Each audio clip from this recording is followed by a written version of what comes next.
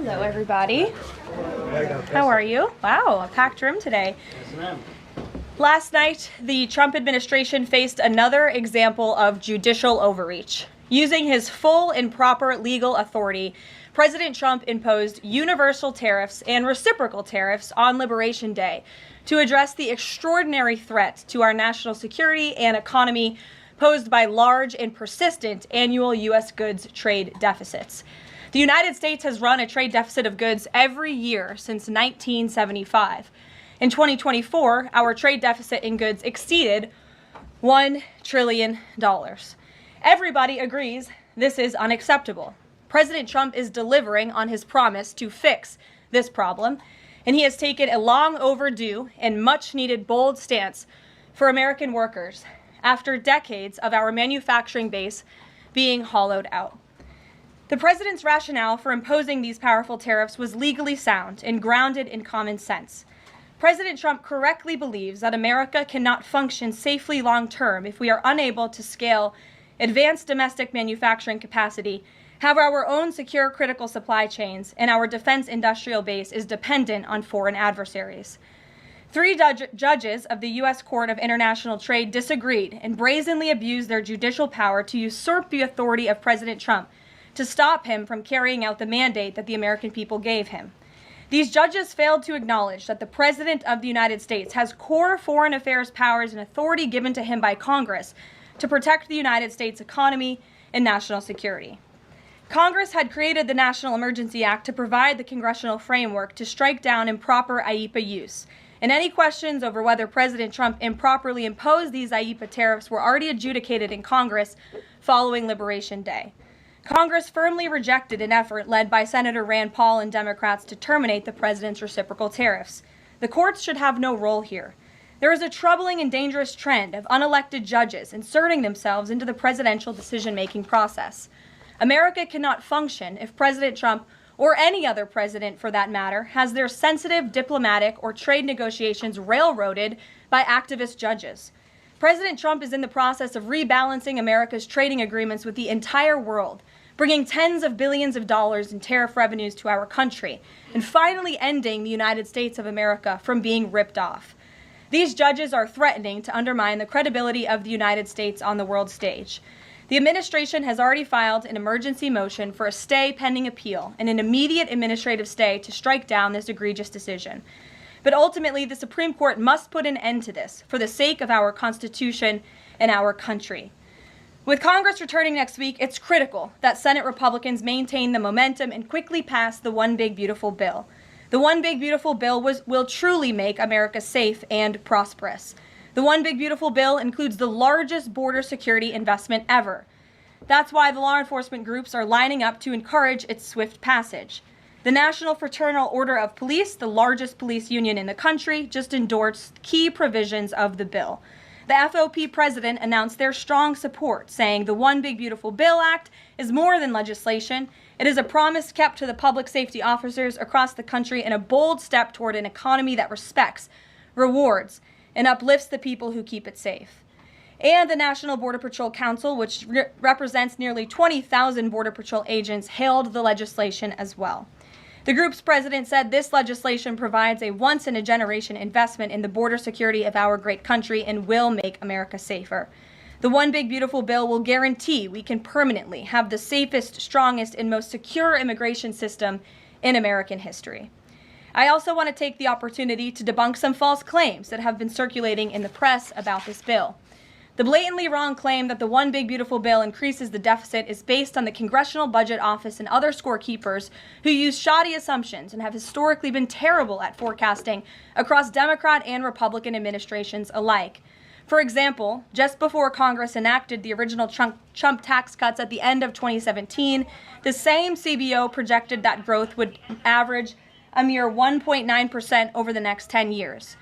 However, by 2019, actual growth had surged to 3.4% once the Trump tax cuts went into effect, exceeding the CBO forecast by nearly 2 full percentage points. The CBO's latest forecast makes the same anemic growth assumptions as they did in 2017, missing the impact of the One Big Beautiful Bill. The CBO assumes long-term GDP growth of an anemic 1.8%, and that is absurd. The American economy is going to boom like never before after the One Big Beautiful Bill is passed. The largest middle-class tax cut in history, massive deregulation, and the most aggressive domestic energy exploration ever will fuel small businesses, further boost private investment, increase workers' wages, and supercharge economic growth. The Council of Economic Advisors has factored in the effects of all these pro-growth policies and estimated in their own analysis that growth will average 3% in the long run after the One Big Beautiful Bill is passed, which is nearly double the ridiculous CBO projection.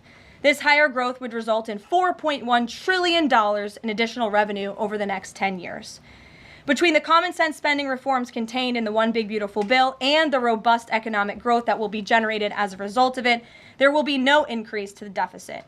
The same analysis from the CEA shows just how this historic package will unleash prosperity and ignite a blue-collar boom across America. But if the radical Democrats get their way and the One Big Beautiful Bill does not pass, Americans will face a whopping $4 trillion tax hike. This is unacceptable to President Trump. President Trump will not allow Democrats to massively raise Americans' taxes. Senate Republicans must get this bill passed. Failure is not an option. The American people are counting on Republicans to deliver. In other news, despite all the doom casting from the media, Americans are growing more and more optimistic about the economy under this president. Consumer confidence surged in May with the biggest monthly jump in 4 years, smashing expectations. According to the release from the Consumer Confidence Index, the increase in confidence was broad-based across all age groups, income groups, and political affiliations.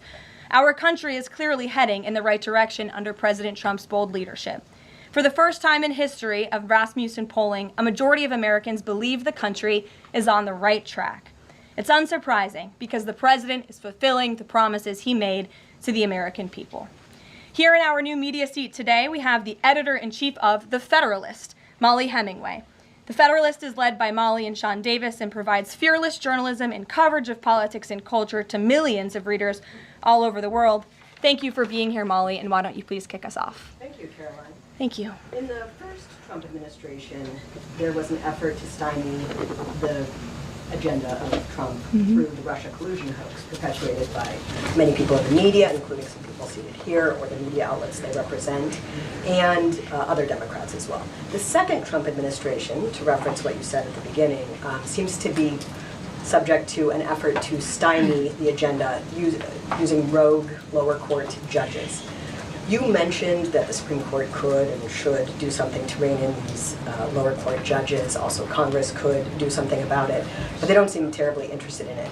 It also seems there's not much of an actual coordinated effort from this White House to take and tackle this effort from judges, Democrats and other people using these judges to stymie the agenda. Is there an actual effort by this White House to tackle this issue in a comprehensive way, and if so, what is it? There is an effort by this administration to tackle these rogue judges and the injunctions and the blockades that we have faced in our broken judicial system in every case. I mean, we have seen time and time again these lower district court judges ruling against this administration in the president's basic executive authority and powers. And this administration is fighting every single one of those battles in court, including already the block that came down from the tariff court, the IEPA court last night. And as on my way out here to the briefing room, I understand that there was another district court judge right here in Washington, D.C. who ruled against the president's tariff power. And I will get to the heart of your question, and I'm glad that we are addressing this in the room today, because nationwide injunctions ordered against the first Trump administration, Trump 1.0, account for more than half of the injunctions issued in this country since 1963. And President Trump had more injunctions in one full month of office in February than Joe Biden had in 3 years. And let me roll through some of these radical injunctions to paint the picture for the American people at home. These are not just talking points. These are real judges in the court of law who are trying to block the president's power and the policies that he was elected to enact. For example, a court ordered the Trump administration to return already deported terrorist aliens back to the United States. A court has ruled the Trump administration can't even temporarily pause our refugee programs. Courts prohibited the Trump administration from eliminating federal funding for child transgender surgery and mutilation, a practice that the American people overwhelmingly reject. A court also held that the Trump administration could not ban people experiencing gender dysphoria or mental health issues from serving in the military. Ridiculous. Courts prohibited the removal of transgender women from women's prisons despite potential physical harm to real women in those prisons, biological women. A Northern District of California judge issued an absurd ruling that the president cannot fire people within the executive branch without Congress passing a bill, even though Congress has expressly authorized the president through the Office of Personnel Management to authorize reductions in force across agencies. A court also ordered the Trump administration to rehire thousands of already fired employees in several cases. A federal judge blocked the Trump administration from defunding the Department of Education, another signature campaign promise that this president has the power to implement. Courts ordered the Trump administration could not eliminate funding for illegal DEI programs, hence the word illegal. These are illegal programs to begin with, and now the courts are trying to say this president can't roll them back. And a district court judge prohibited the president from issuing any categorical funding freezes. And then another court ordered on top of that the administration makes $2 billion of payments in 36 hours. These are just a few of the ridiculous orders that we have seen from lower district court judges every day, and we hope that the Supreme Court will weigh in and rein them in. But White House advisor Stephen Miller says it's judicial tyranny. Some people are calling it a judicial coup. You're saying you're responding to each and every one of these actions, efforts by these judges to delay or thwart the implementation of the agenda. But is there going to be anything more than that, or is it just going to let this operation continue, even though it could delay everything for years until the presidency is over? The administration is operating under the directive given to from the president that we need to comply with the court's orders. He's made that very clear, but we're going to fight them in court, and we're going to win on the merits of these cases because we know we are acting within the president's legal and executive authorities. And thanks for being here. Gabe. Thank you, Caroline. Question on tariffs, but first actually some foreign policy news, some breaking news. Some local Israeli media is reporting that Prime Minister Netanyahu told hostage families that he's accepted a 60-day truce offer. So can you confirm, have Israel and Hamas agreed to a truce? I can confirm that Special Envoy Witkoff and the president submitted a ceasefire proposal to Hamas that Israel backed and supported. Israel signed off on this proposal before it was sent to Hamas. I can also confirm that those discussions are continuing, and we hope that a ceasefire in Gaza will take place so we can return all of the hostages home, and that's been a priority from this administration from the beginning. I won't comment further as we are in the midst of this right now. So to be clear, you don't know if Hamas has accepted it yet? Not to my knowledge, but certainly if that becomes the case and this ceasefire goes into effect, you'll hear it directly from myself, the president, or Special Envoy Witkoff. And, on tariffs, Kevin Hassett earlier this morning, he brushed off a legal ruling, called it a hiccup, and he said that trade deal negotiations would continue. Why would other countries continue these trade deal negotiations given the ruling? Because other countries around the world have faith in the negotiator-in-chief, President Donald J. Trump. And they also probably see how ridiculous this ruling is, and they understand that the administration is going to win, and we intend to win. We already filed an emergency appeal. We expect to fight this battle all the way to the Supreme Court. These other countries should also know, and they do know, that the president reserves other tariff authorities, Section 232, for example, to ensure that America's interests are being restored around the world. But I can confirm that our ambassador for trade, Jameson Greer, already heard from countries around the world this morning who said they intend to continue with these negotiations. Peter. Thank you, Caroline. So many of the president's plans right now are being blocked by courts. If the courts are going to be the ones who are shaping policy, does the president wish he would have just become a judge instead?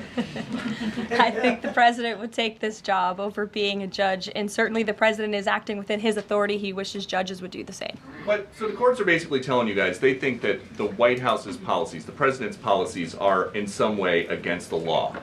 So why can't President Trump ask the Republicans that control the House and the Republicans that control the Senate just to make a new law? Well, these laws have already been granted to the president by the Constitution and by laws that have been previously passed. I'll give you another example. For instance, we've been blocked in court for the revocation of visas from individuals who have the privilege of studying in the United States of America.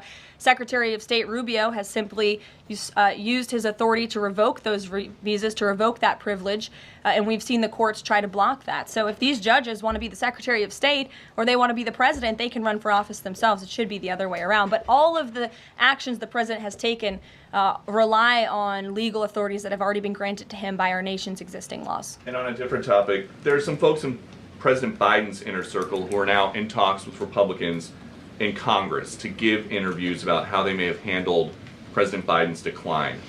Is the president satisfied with aides only sitting for these transcribed interviews, or would he also like to see some kind of testimony from the former First Lady, Dr. Biden?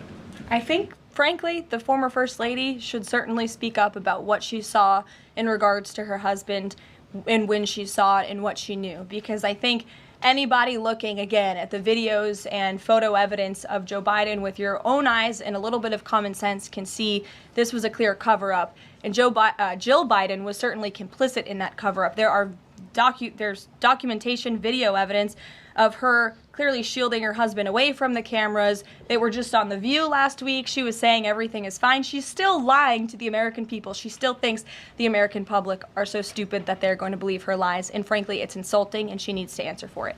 Ouija. Thank you, Caroline.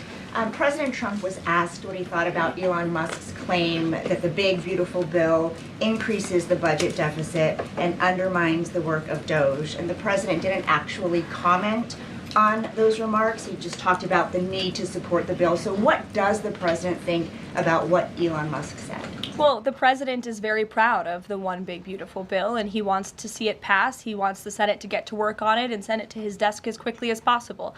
Of course, as you know, Elon Musk announced last night his departure as an official special government employee from the Trump administration. We thank him for his service. We thank him for getting DOJ off of the ground, and the efforts to cut waste, fraud, and abuse will continue. So he doesn't have any comment about Musk saying it adds to the deficit and it undermines all his work? The president commented on this. I commented on it. I told you that this bill saves $1.6 trillion according to the Council of Economic Advisors and the analyses that the president believes in. So he gave a comment. I gave a comment. Just because you don't like that comment doesn't mean it's not a comment. Rachel. Thanks, Caroline. Back on trade, I know you said the White House is going to fight this ruling in court. Is the administration actively reviewing other avenues, other options to carry out the president's trade policy? The president's trade policy will continue. We will comply with the court orders, but yes, the president has other legal authorities where he can implement tariffs. However, it does not dispute the fact that the president was right to declare a national emergency when it came to fentanyl and when it came to our crippling deficits and the lack of critical supply chains here at home. That is the reasoning for the president's tariffs. And the court didn't dispute those facts, by the way.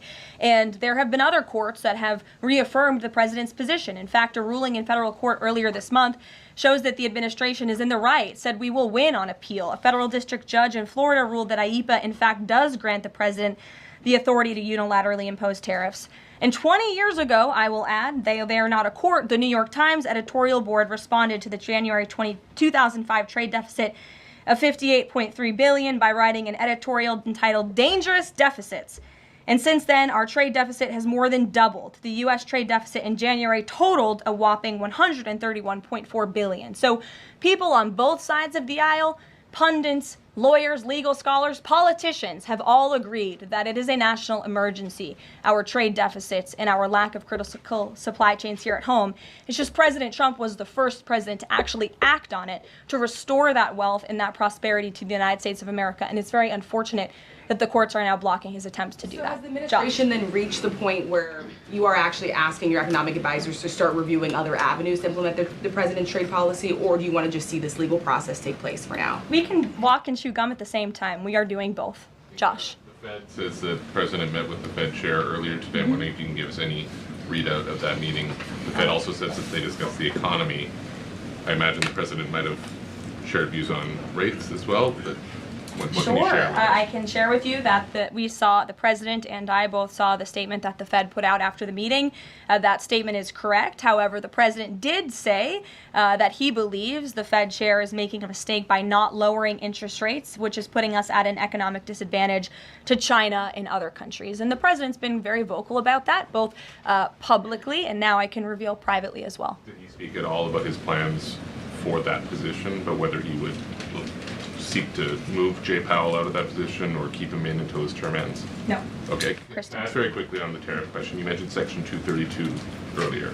Are you suggesting that you might sort of speed up some of the existing 232 investigations? Or are you talking potentially using 232 as a replacement power if this ruling doesn't go your way? Of course, you hope it does. I'm not suggesting that. I'm just simply stating the fact that the president has other legal authorities he can use to implement tariffs, and the administration is willing to use those. As you know, we already have applied Section 232 tariffs on specific industries. Thank you. Yep, thank you. President Trump said that he needed 1.5 to 2 weeks to determine whether or not he believed Vladimir Putin wanted peace. He has been in office now for 4 months. What does he believe is going to happen in the next 1.5 to 2 weeks that would change his opinion? Well, it is my understanding and it is our hope that Russia and Ukraine will engage in direct talks and negotiations next week in Istanbul, and we believe that meeting is going to take place, and that is a meeting the president encouraged and urged for these two sides to come together and negotiate directly. And the president has been clear from the very beginning of this conflict that he wants to see this conflict solved on the negotiating table, not on the battlefield, and he's told that to both leaders, again, both publicly and privately. So hopefully next week it will move the ball forward in this. Is the United States going to participate in those conversations? We will let you know if the president plans to send a representative. I'm not tracking that at this time. Kelly in the back. Thanks, Caroline. Sure. I wanted to just clarify once and for all the Qatari jet, the sale, or the gift, because the Qatari government is asking the U.S. to clarify that the jet's pending transfer was initiated by the Trump administration. So is this something that the White House is going to do? The amount of questions we've received, and we've been incredibly clear, and I have answered this, the president has answered this, the Department of Defense has answered this. This is a government-to-government gift transfer from the Qataris to the Department of Defense, to the United States Air Force. It is now in their hands, and for further details on where that stands, I would defer you to the Department of Defense and the United States Air Force. I have nothing more for you on that. Deanna. Thanks, Caroline. 2 questions, one on the big beautiful bill, one on immigration. Sure. Yesterday, Trump said, we will be negotiating that bill, and I'm not happy about certain aspects of it, but I'm thrilled by other aspects of it. Wondering if you could, share any specifics on that. And in immigration, do you know how many illegal migrants have taken Trump's voucher program so far and have deported themselves? I believe it's in the thousands of those who have chosen the easier route of self-deportation, and we certainly encourage all illegal aliens who are present within our homeland to take that option. It's a much more pleasant option than being deported, and we will deport you if you're here illegally. That's our intention.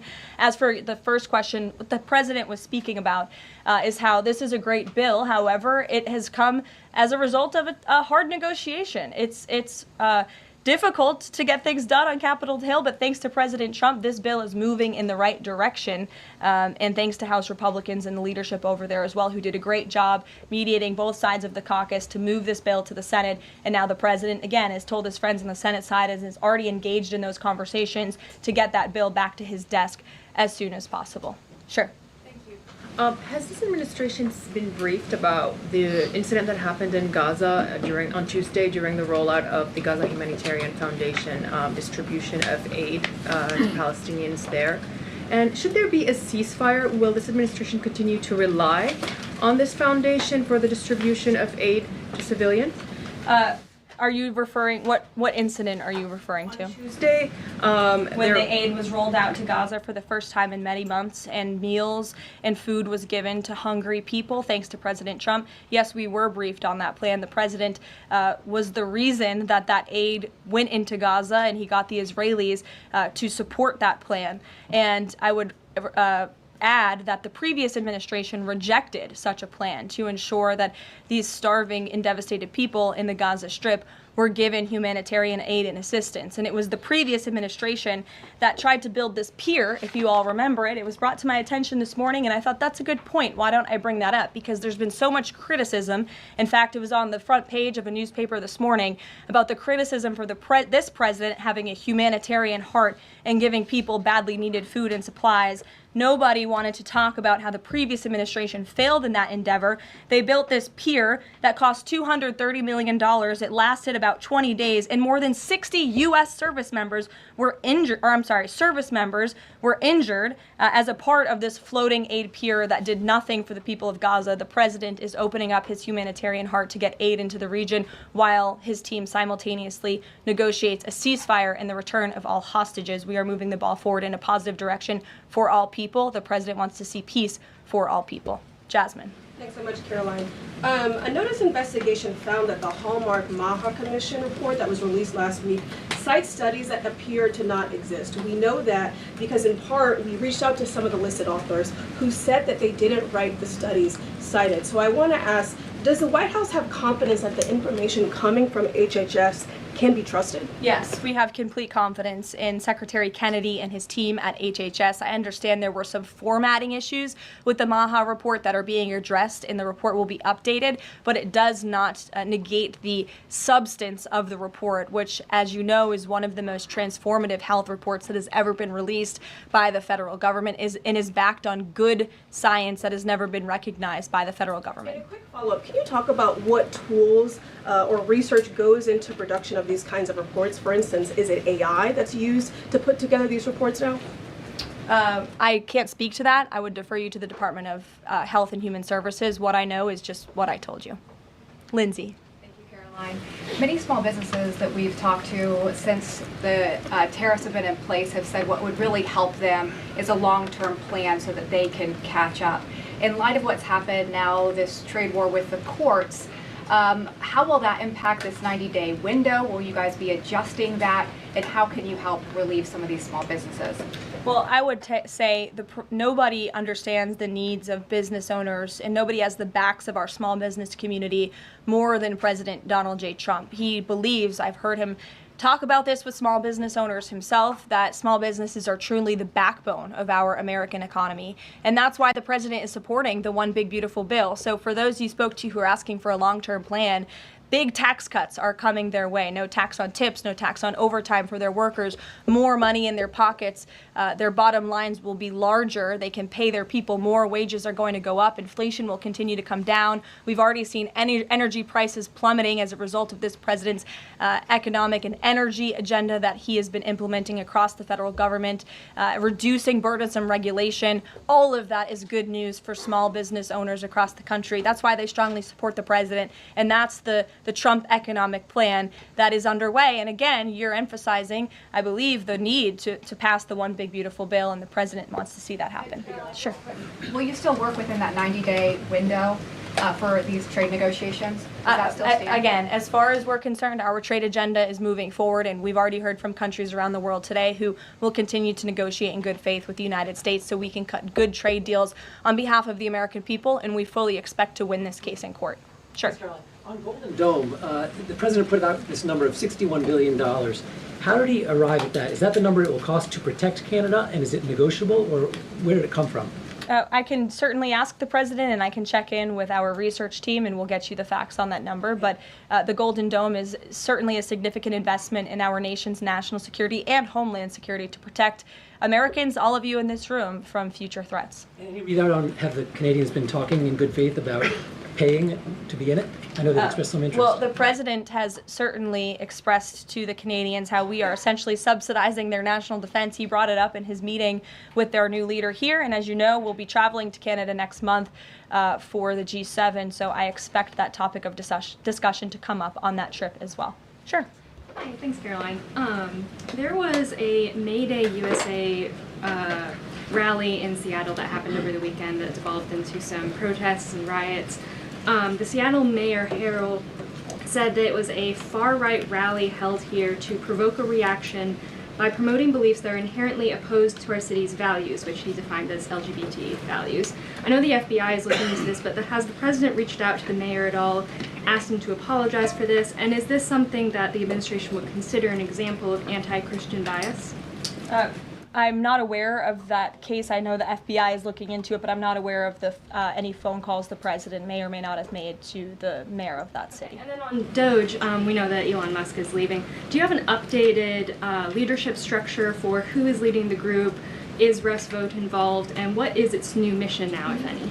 Well, the entire cabinet is involved, and I spoke to the president about it this morning, and the entire cabinet understands the need to cut government waste, fraud, and abuse, and each cabinet secretary at their respective agencies is committed to that. That's why they were working hand in hand with Elon Musk, and they'll continue to work with the respective Doge employees who have onboarded as political appointees at all of these agencies. So surely the mission of Doge will continue, and many Doge employees are now political appointees and employees of our government, and to the best of of my knowledge, all of them intend to stay and continue this important work. Is there a Doge leader taking the place of Mr. Musk?